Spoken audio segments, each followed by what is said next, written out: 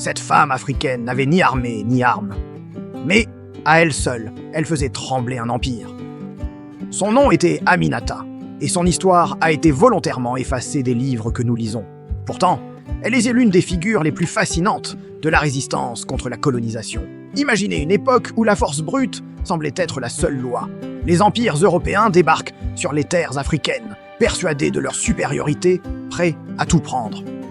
Mais face à eux, se dresse Aminata. Elle n'a pas de fusil. Son pouvoir est bien plus redoutable. C'est son esprit, sa voix, son intelligence stratégique. Elle maîtrise plusieurs langues, celle de son peuple et celle des envahisseurs. Elle devient alors l'interprète indispensable, la négociatrice que tout le monde écoute. Mais Aminata fait bien plus que traduire des mots. Elle traduit des intentions, elle déchiffre les non-dits, déjoue les pièges cachés dans les traités et protège son peuple des promesses empoisonnées. En public, elle est une simple traductrice. En secret, elle est le cœur battant de la résistance. Elle tisse un réseau d'informations, transmet des messages codés, organise la défense intellectuelle de sa communauté. Elle avertit les chefs, prépare les stratégies et unit les clans face à l'ennemi commun. Les colonisateurs, au début, la sous-estiment. Une femme, une interprète, quelle menace peut-elle bien représenter? Mais très vite, ils comprennent leur erreur. Leurs plans échouent mystérieusement, leurs stratégies sont anticipées. Et une résistance qu'ils n'arrivent pas à briser se dresse face à eux. Ils finissent par comprendre que la source de leurs échecs, c'est elle.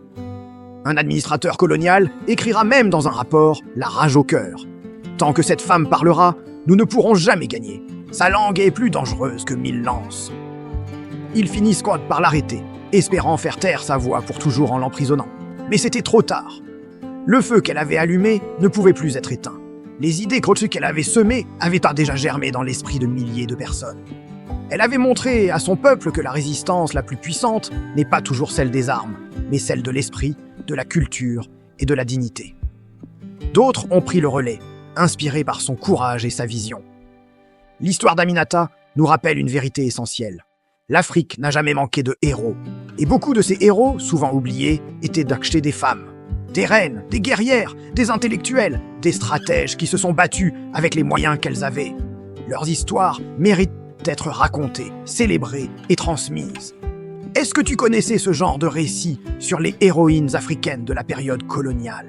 Dis-le-moi dans les commentaires. Et si cette histoire t'a touché, partage-la pour que la mémoire d'Aminata et de toutes les autres continue de vivre. Merci de m'avoir écouté et n'oublie pas de t'abonner pour découvrir d'autres récits oubliés qui ont façonné notre monde.